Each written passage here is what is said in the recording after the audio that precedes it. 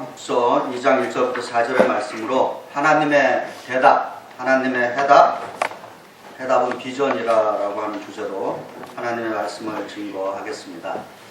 한국에서는 추석이죠. 해피 추석. 오늘 아침에 어떤 분이 저에게 카톡으로 송편 많이 드시라고 보내주셨더라고요. 다양한 송편이 있어요.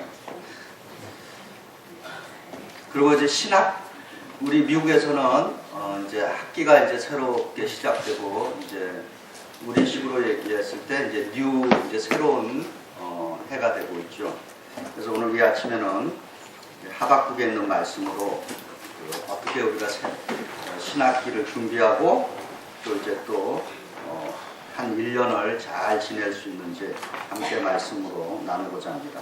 이 하박국은 히브리어로 하박쿡이라고 읽습니다. 그리고 그 하박국이라고 하는 뜻은 껴안는 자, 매달리는 자라고 하는 의미가 있습니다. 이 하박국 3장 19절을 읽어보면은 이 하박국이 어떤 인물인가에 대해서 추측을 할 수 있습니다. 이렇게 기록하고 있어요. 이 노래는 지휘하는 사람을 위하여 내 수금에 맞춘 것이니라. 이 말에 근거해서 이 하박국이라고 하는 이 예언자는 레위 지파 출신으로서 성가 대원이었을 거라고 하는 그런 추측이 있습니다. 그리고 동시에 하박국은 그 믿음, 그 신앙에 있어서 상당히 회의적인 예언자로 알려져 있습니다. 그래서 후대의 사람들이 이 하박국을 구약의 도마다 이렇게 불리우고 있습니다. 구약의 도마라고 불리우는 이 하박국은 그럼에도 불구하고 이 믿음, 신앙의 문제, 자기의 질문, 회의를 가지고 하나님께 매달리고 있습니다. 이 하박국은 역사적으로 바벨론이 남쪽 유다를 침공하고 한 그 기원전 612년에서 기원전 605년 사이에 활동한 인물로 보고 있습니다. 그러니까 지금부터 한 2600년 전에 일어난 사건입니다. 근데 이 하박국서의 이 구조는 하박국의 질문과 하나님의 답변으로 그렇게 이어지고 있습니다. 질문은 크게 두 가지입니다. 2600년 전에 한 예언자가 하나님께 회의적으로 던진 이 질문은 세상은 바뀌고 시간은 지났어도 오늘 여전히 우리도 똑같은 질문을 던지고 있다라고 하는 것을 알 수 있습니다. 하박국의 첫 번째 질문이 그 1장 2절부터 4절에 이렇게 기록되고 있습니다. 하나님께서 정의롭다면은 왜 악인들을 징계하지 않으십니까? 라고 하는 그런 질문이었어요. 이때 하나님의 대답은 남쪽 유다, 남유다의 죄악을 결코 나는 묵과하지 않고 이방 민족 바벨론을 심판의 도구로 들어서 써서 남유다를 징계하겠다 이렇게 대답했습니다. 그런데 두 번째 이제 하박국의 질문은 그러면 왜 하필이면은 우리보다 더 악한 하나님을 모르는 이방 백성, 민족을 그 바벨론을 들어서 하나님의 백성인 이 남유다를 심판하시는가라고 하는 질문이었습니다. 이에 하나님의 대답은 남유다를 징계하기 위해서 잠시 내가 바벨론을 들어서 사용할 뿐 바벨론 제국도 결국 그들의 죄악대로 심판을 받아 멸망할 것이다. 그러면서 동시에 하나님께서는 뭐라고 말씀하셨냐면 의인에게는 마지막 승리가 있음을 선포해 주심으로써 하박국의 이 회의적인 믿음을 해결해 주고 있는 것입니다. 이 하박국의 신앙적인 질문과 이 회의는 2600년 전이나 지금 우리나 비슷하게 질문을 하고 있습니다. 우리도 믿음에 있어서 많은 회의적인 질문을 하나님께 할 때가 있습니다. 그렇죠? 나는 예수를 믿는데 왜 내 인생은 잘 안 되는가? 이런 믿음의 회의적인 질문을 할 수가 있습니다. 그 회의적인 질문에 대한 신앙의 문제에 대한 그 질문에 있어서 어떻게 하겠습니까? 간단합니다. 믿음의 사람들에게 있어서 인생의 문제, 인생의 회의는 어떻게 해야 되느냐? 하나님께로 가져가야 하는 것입니다. 어떻게 가져갈 수 있습니까? 기도로 하나님께 가져갈 수가 있는 것입니다. 또 이렇게 예배로 우리가 하나님께 우리 인생의 문제를 가져갈 수 있는 것입니다. 이것은 하박국만의 질문이 아니었습니다. 시편에도 이런 고통이 있었어요. 왜 세상에는 내가 생각할 때 악하다고 생각하는 사람들이 잘 되고 있을까라고 하는 그러한 갈등을 갖고 있는 신앙인이 있었습니다. 근데 그 시편 73편 17절에 그 해답을 하나님께서 이렇게 주셨어요. 하나님의 성소에 들어갈 때에 그들의 악인들의 종말을 내가 깨달았습니다. 우리가 인생의 많은 문제, 회의적인 질문에 대해서 그냥 해결하는 것이 아니라 하나님의 전에 들어올 때 깨닫게 됐다라고 하는 것입니다. 하박국의 신앙적인 이 질문에 대한 해결 방법을 하나님께서 그에게 계시라고 하는 도구를 통해서 해결해 주시고 있습니다. 계시, 영어로 revelation이라고 하는 그 용어는, 현대 용어는 비전이라고 하는 말로 대체할 수 있습니다. 영어 성경 중에서 가장 권위가 있다는 성경이 킹 제임스 버전입니다. 그런데 이 킹 제임스 버전은 이 계시라고 하는 히브리어를 비전이라고 하는 말로 번역을 했습니다. 우리 교회가 속한 우리 교회가 우리 연합감리교회 뉴욕 연회에 속해 있습니다. 우리 뉴욕 연회에서 이렇게 정기적으로 발간하는 신문이 있습니다. 그 신문 이름이 뭔지 아십니까? 그 신문 이름이 비전이에요. 근데 그 비전 신문 이름의 그 베이스가 되는 성경 구절도 바로 이 하박국 2장 1절부터 4절에 있는 말씀인 것입니다. 하나님께서 하박국에게 주신 비전은 오늘 우리에게 어떻게 인생의 문제를 해결할 수 있는지를 제시해 주고 있는데, 하나님의 해결 방법은 바로 비전을 주시는 것이었습니다. 하박국 2장 1절부터 4절은 그럼 어떻게 비전을 세우고 어떻게 그 비전을 성취하는지에 대해서 7가지로 조목조목하게 잘 그 원리를 설명해 주고 있는 것입니다. 우리 인생의, 우리 믿음의 공동체의 문제 해결을 위해서 비전을 가져야 합니다. 근데 그 비전을 갈망하며 그 비전을 이루고자 하는 분들, 오늘 이 하박국서 2장 1절부터 4절의 말씀을 귀담아 들으시면 많은 교훈과 도움이 될 줄 믿습니다. 우선 첫 번째 하박국 2장 1절부터 2절에 이렇게 기록하고 있습니다. 나의 질문에 대하여 어떻게 대답하는지 보리라 하였더니 여호와께서 내게 대답하여 이르시되 너는 이 묵시를 기록하라, 이렇게 적고 있습니다. 이 묵시를 기록하라. 말씀드린 대로 영어 킹 제임스 버전은 Write the Vision이라고 이렇게 번역하고 있습니다. 비전 성취의 첫 번째 원리는 비전을 기록해야 한다는 것입니다. 우리의 인생과 꿈은 그냥 말로 하는 것이 아니라 글로 써봐야 한다라고 하는 것입니다. 하나님은 우리의 꿈과 비전을 꼭 글로 표현해 보라라고 그렇게 말씀하고 있는 것입니다. 꿈과 비전을 글로 기록해 놓는 것을 우리가 다른 말로 문서화의 원리다라고 그렇게 표현할 수 있는 것입니다. 우리 신약성경 로마서 15장 4절은 왜 성경이 기록되어 있냐, 이 쓰는 것, 기록의 목적이 뭔가라고 하는 것에 대해서 이렇게 설명하고 있습니다. 무엇이든지 전에 기록된 바는 우리의 교훈을 위하여 기록된 것이니 우리로 하여금 인내로 또는 성경의 위로로 소망을 가지게 함이니라. 아멘. 무엇 때문에 기록하는 것입니까? 소망을 갖게 하기 위한 것입니다. 힘들고 어려울 때마다 적어놓은 꿈과 비전을 보면은 새 힘을 얻고 다시 일어설 수 있다는 것입니다. 그래서 여러분, 갖고 계신 그 꿈과 비전은 잘 적어서 수첩에 넣고 다니거나 보이는 곳에 잘 놓고 다니시기 바랍니다. 그래서 힘들고 어려울 때마다 꺼내서 읽어보면은 반드시 그 말씀이 여러분에게 새 힘을 줄 줄 믿습니다. 두 번째로 하박국 2장 2절입니다. 여호와께서 내게 대답하여 이르시되 너는 이 묵시 비전을 기록하여 판에 명백히 새기라, 이렇게 표현하고 있습니다. 두 번째는 명백히 새기는 것입니다. 비전 성취의 두 번째 원리는 비전은 간단한 말로 쉽게 표현되어야 한다는 것입니다. 잠언 3장 3절에 이런 기록이 있습니다. 인자와 진리가 내게서 떠나지 말게 하고 그것을 내 목에 매며 내 마음판에 새기라. 비전은 단순하고 간단하고 명백하게 표현해야 하는 것입니다. 오늘 현대를 살고 있지만은 사람들은 단순한 것을 좋아하는 것입니다. 외우기 쉽고 기억에 오래 남는 것을 좋아하는 것입니다.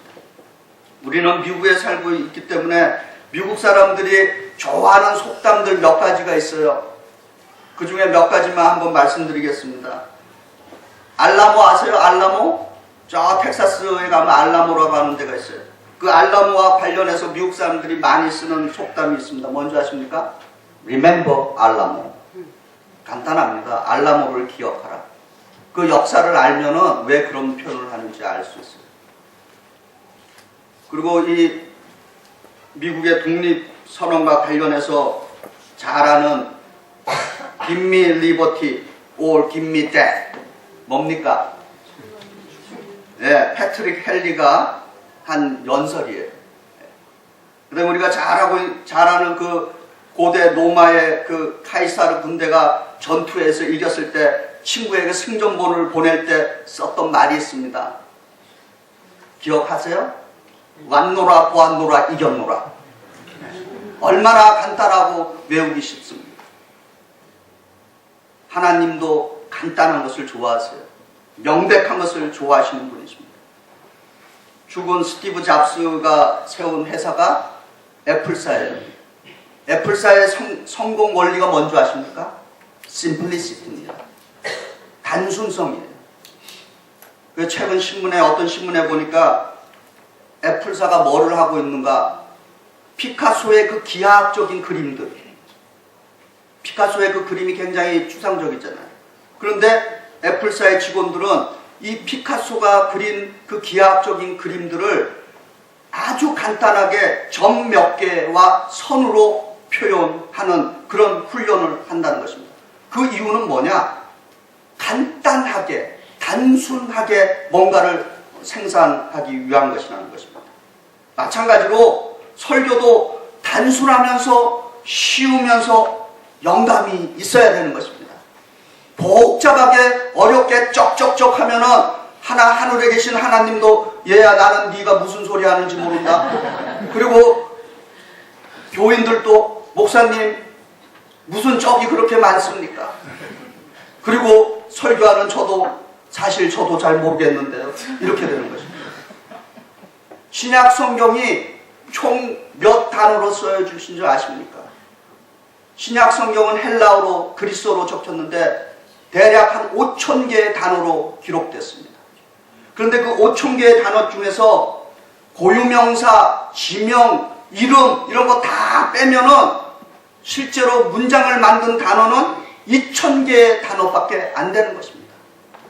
그런데 그 2,000개의 단어로 영원한 생명을 주는 영감이 넘치는 약속의 말씀, 구원의 말씀, 복음의 말씀을 우리에게 주고 있다는 것입니다. 복음은 단순한 것입니다.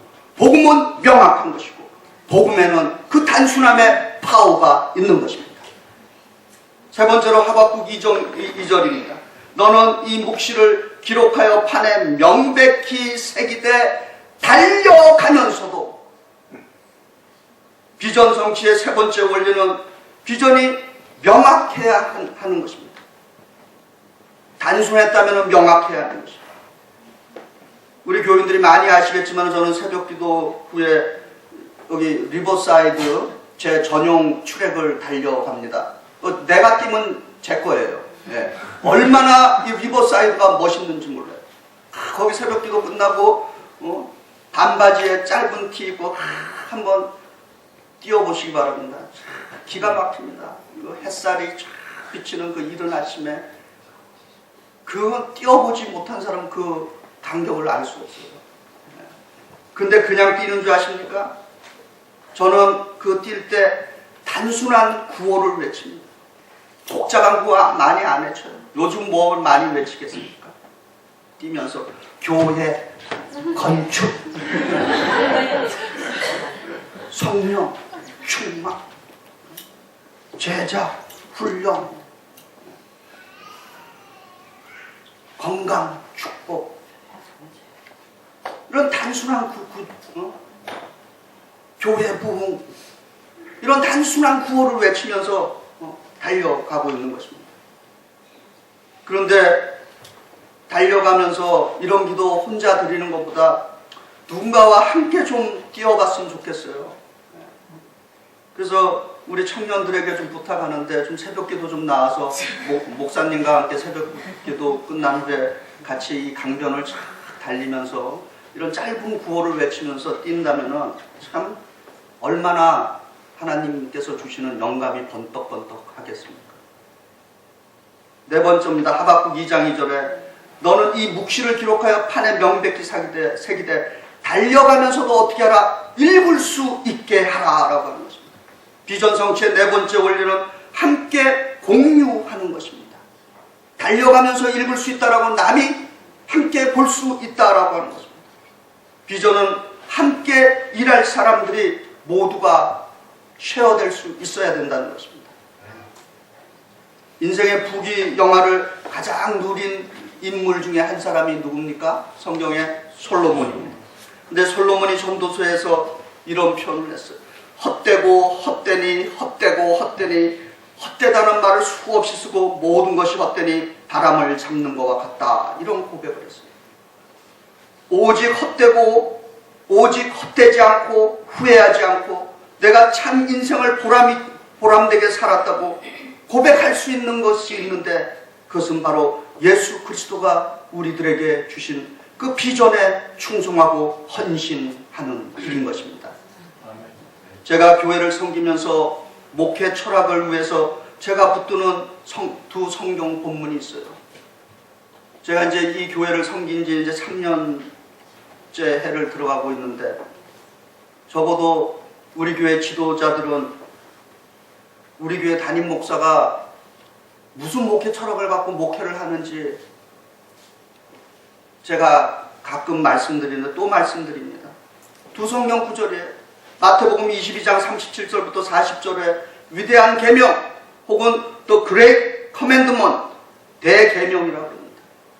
뭔지 아십니까? 내 마음을 다하고 목숨을 다하고 뜻을 다하여 주 너의 하나님을 사랑하라. 이와 같이 내 이웃을 내 몸과 같이 사랑하라. 사랑은 그냥 하는 것이 아닌 것입니다. 전심으로 하나님을 사랑하는 것입니다. 이렇게 하나님을 사랑할 때 성숙한 신앙인이 되는 것이 목적인데, 이것을 저는 존재론적인 목적이라고 부릅니다. 두 번째는 교회의 본질적인 말씀인 마태복음 28장 18절에서 20절에 있는 말씀이 가서 제자 삼으라. 이것은 우리가 위대한 사명 혹은 또 그레이트 커미션이라고 해서 대사명이라고 부릅니다. 이것을 저는 행위론적 목적이라고 부르는 것입니다. 그래서 우리가 흔히 하는 위대한 계명과 위대한 사명은 위대한 교회를 탄생시킨다 그럽니다. 그리고 위대한 계명과 위대한 사명에 충성하는 분들은 위대한 신앙인이 될 수 있는 것입니다. 우리 교회가 교회 건축을 준비하면서 믿음의 비전을 가져야 하는데, 우리 교회가 계승하고 발전시켜야 하는 비전이 있는 것입니다. 제가 바라기는 이 교회 건축을 하는 동안에 교회 건물을 건축하는 것뿐만 아니라 우리의 신앙의 집도 새롭게 건축하기를 바라는 것입니다.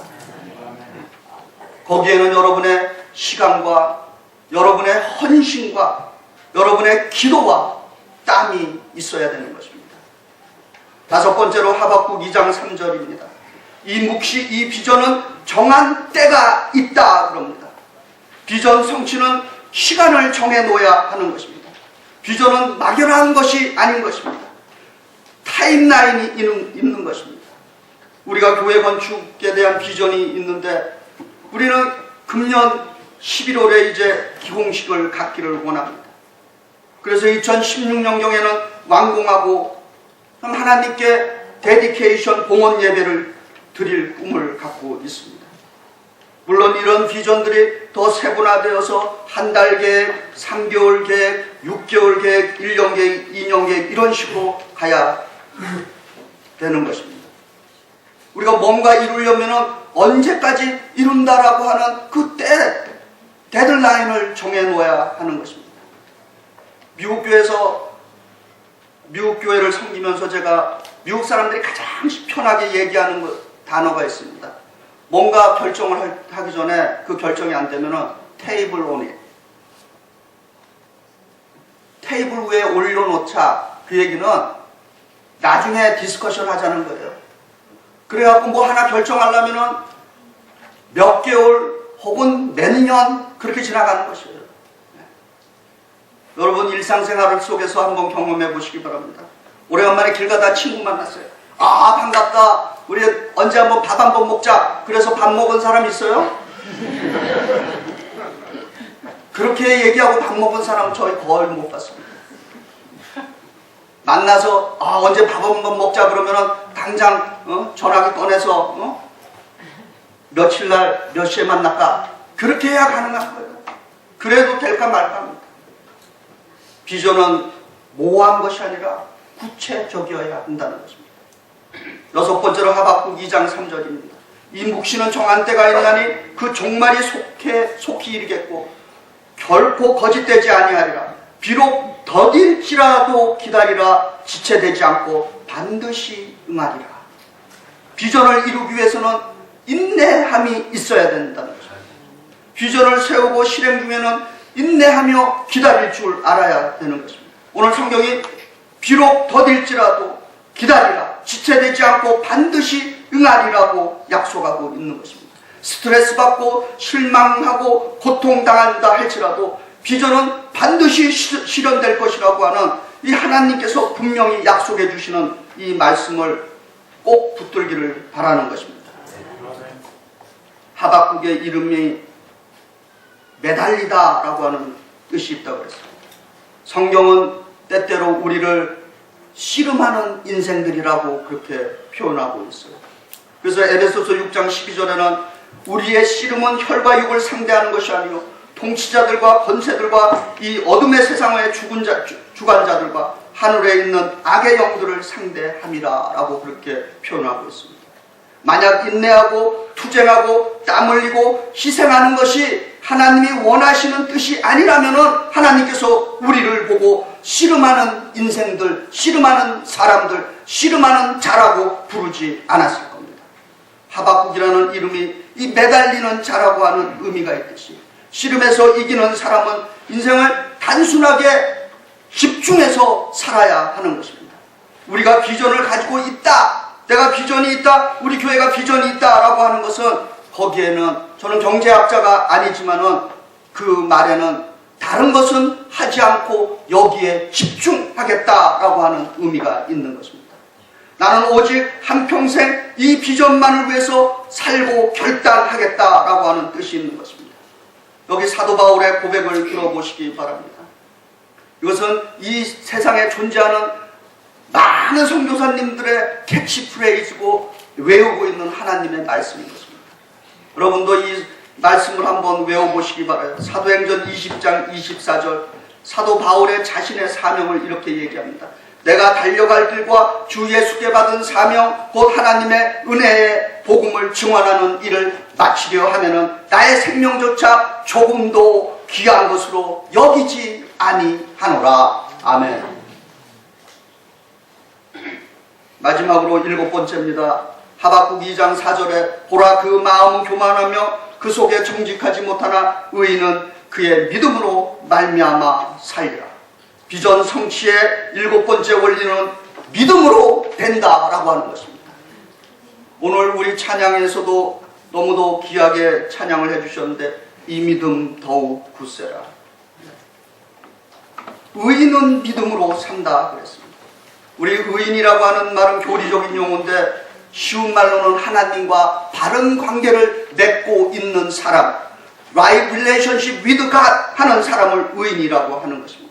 의인의 믿음은 어떤 믿음이냐? 견고해야 되는 믿음인 것입니다. 굳센 믿음인 것입니다. 충실한 믿음인 것입니다. 성실한 믿음인 것입니다. 우리는 처음부터 끝까지 견고하고 굳세고 충성스럽고 충실하게 성실하게 믿음 생활을 해야 할 줄 믿습니다. 하나님께서 주신 비전은 하룻밤 사이에 이루어지는 것이 아닌 것입니다. 우리 인생의 문제를 해결해가는 과정에서 주께서 주신 그 비전에는 성취의 과정이 있는 것입니다. 제가 영어를 배우고 처음 외웠던 문구 가운데 몇 가지 문구가 있어요. 지금은 그런 영어 책이 없을 겁니다. 저희가 영어 공부할 때 많이 쓰던 게 메들리 삼위일체라고 하는 영어 책이 있었습니다. 거기에 이런 문구가 있어요. Boys, be ambitious. 소년이여 야망을 가져라. 제가 그것을 읽고 영어에 취미를 가졌다는 거 아니겠습니까? 또 하나 있습니다. Rome was not built in a day. 뭡니까? 로마는 하루아침에 이루어지지 않았다. 하나님께서 우리에게 주신 인생의 문제, 이것은 비전으로 해결해 가는데 그 비전에는 우리들의 헌신과 피와 땀과 눈물과 희생이 요구되는 것입니다. 그러면 그 비전은 하나님께서 정해주신 때에 반드시 성취될 것입니다. 이것이 오늘 우리 성도님들에게 이제 인생의 문제를 안고서 살아가는 우리들에게 회의적인 하박국을 통해서 하나님께서 주시는 비전, 이 7가지의 비전을 통해서 인생의 회의를 해결하시고 주 안에서 이 공동체가 함께 믿음의 비전을 성취해 가시기를 주의 이름으로 축원드립니다. 기도하시겠습니다. 사랑과 은혜가 충만하신 하나님, 저희들 인생 살아갈 때 너무도 회의적인 믿음의 질문들이 많이 있습니다. 이 질문은 우리의 위대한 믿음의 선조들 뿐만 아니라 오늘 현실을 살아가는 우리들에게도 같은 질문을 할 수밖에 없습니다. 그럴 때 오늘 하나님께서 하박국 예언자를 통해서 그 인생의 모든 회의적인 질문과 문제에 대해서 주께서는 비전을 보여주셨습니다. 주여, 우리 한 사람 한 사람에게 주께서 주시는 비전이 임하게 하여 주시옵소서. 우리 믿음의 공동체에 주의 비전이 임하게 하여 주시옵소서. 그래서 그 비전을 볼 수 있는 영안이 열리게 우리 눈에 비늘을 벗겨 주시옵소서. 그래서 그 비전에 헌신하고 충성하고 그래서 반드시 믿음으로 그 비전을 성취하는 주의 자녀들로 삼아 주시옵소서. 모든 말씀 예수 그리스도 이름 받들어 감사하며 기도드리옵나이다. 아멘.